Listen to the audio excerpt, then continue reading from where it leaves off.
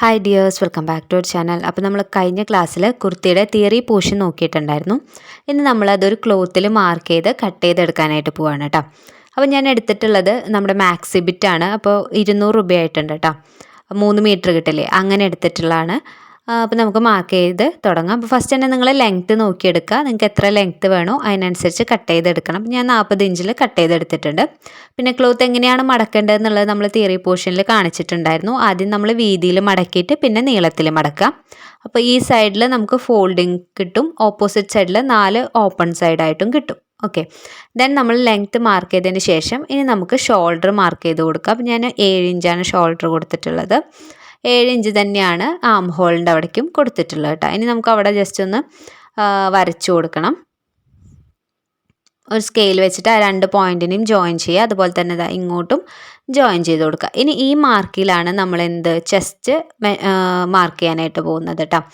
അപ്പോൾ ചെസ്റ്റ് കൊടുക്കുന്ന സമയത്ത് നമ്മുടെ കറക്റ്റ് ചെസ്റ്റിൻ്റെ കൂടെ ഒരു 1/2 ഇഞ്ച് ലൂസ് കൊടുക്കുക. അപ്പോൾ ഞാൻ 9 ഇഞ്ചും പ്ലസ് 1/2 ഇഞ്ചും കൊടുത്തിട്ടുണ്ട് കേട്ടോ. ഇനി നമുക്ക് അവിടെ നിന്ന് നമ്മുടെ ബസ്റ്റിൻ്റെ പോയിൻ്റാണ്. അപ്പോൾ 10 ഇഞ്ചാണ് വരിക എനിക്ക്.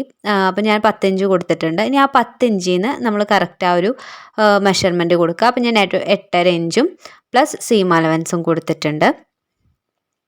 ഇനി നമ്മൾ ഹിപ്പാണ് മാർക്ക് ചെയ്യേണ്ടത്. ഹിപ്പ് നമുക്ക് 20 ഇഞ്ചാണ്. അപ്പോൾ ആ 20 ഇഞ്ച് ആ പോയിൻ്റ് മാർക്ക് ചെയ്തിട്ട് അവിടെ നിന്ന് നമ്മുടെ ഹിപ്പിൻ്റെ ആ ഒരു റൗണ്ടിൽ 4 ഭാഗം നമ്മൾ 4 മടക്കിയിട്ടില്ല. അപ്പോൾ അവിടെ ഒരു 9 ഇഞ്ച് ദെൻ 1.5 ഇഞ്ച് കൊടുക്കുക.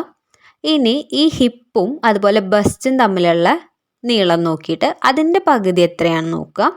ആ പകുതിയിൽ നിങ്ങൾ മാർക്ക് ചെയ്തിട്ട് അതിൻ്റെ നേരെ നിങ്ങളുടെ മിഡ് വേസ്റ്റ് റൗണ്ടില്ലേ, മിഡ് വേസ്റ്റ് റൗണ്ട് അവിടെ മാർക്ക് ചെയ്ത് കൊടുക്കുക. ഓക്കെ, ഇപ്പോൾ ഇതാണ് നമ്മുടെ ചെസ്റ്റ്, അത് കഴിഞ്ഞിട്ട് bust, mid waist round, hip. Okay, 4 എണ്ണം നമ്മൾ മാർക്ക് ചെയ്തിട്ടുണ്ട്. ഇനി നമുക്ക് ഈ 4 മാർക്കിങ്സിനെയും കൂടിയിട്ട് ജോയിൻ ചെയ്ത് കൊടുക്കണം. ഓക്കെ, അപ്പോൾ ബസ്റ്റിൻ്റെ അളവെടുക്കുക എന്നുള്ളത് എല്ലാവരുടെ കാര്യത്തിലും ആവശ്യമില്ല. എന്നാൽ നമ്മൾ പ്രൊഫഷണലായിട്ട് ചെയ്യുമ്പോൾ ഇതെല്ലാം നോക്കണം. അതുകൊണ്ടാണ് ഇതെല്ലാം കാണിക്കുന്നത് കേട്ടോ. അപ്പോൾ ഞാൻ ആ പോയിൻറ്റ്സ് എല്ലാം കൂടി ജോയിൻ ചെയ്ത് കൊടുത്തിട്ടുണ്ട്.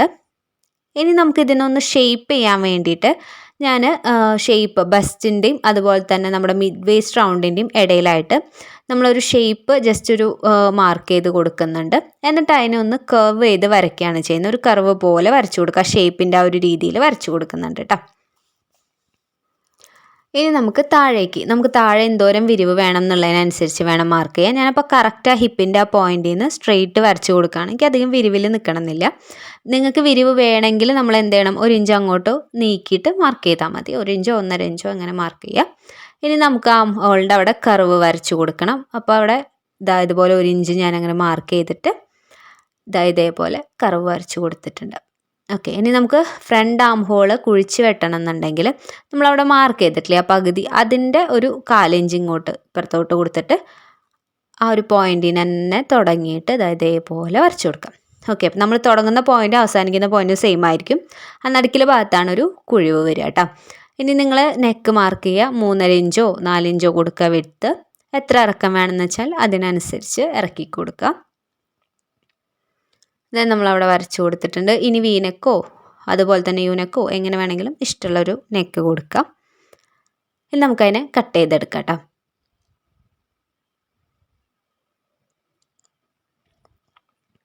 പിന്നെ നമ്മുടെ നെക്കിൻ്റെ ലെങ്ത്തിനനുസരിച്ച് നമ്മുടെ ഷോൾഡറിൽ ചേഞ്ച് വരും.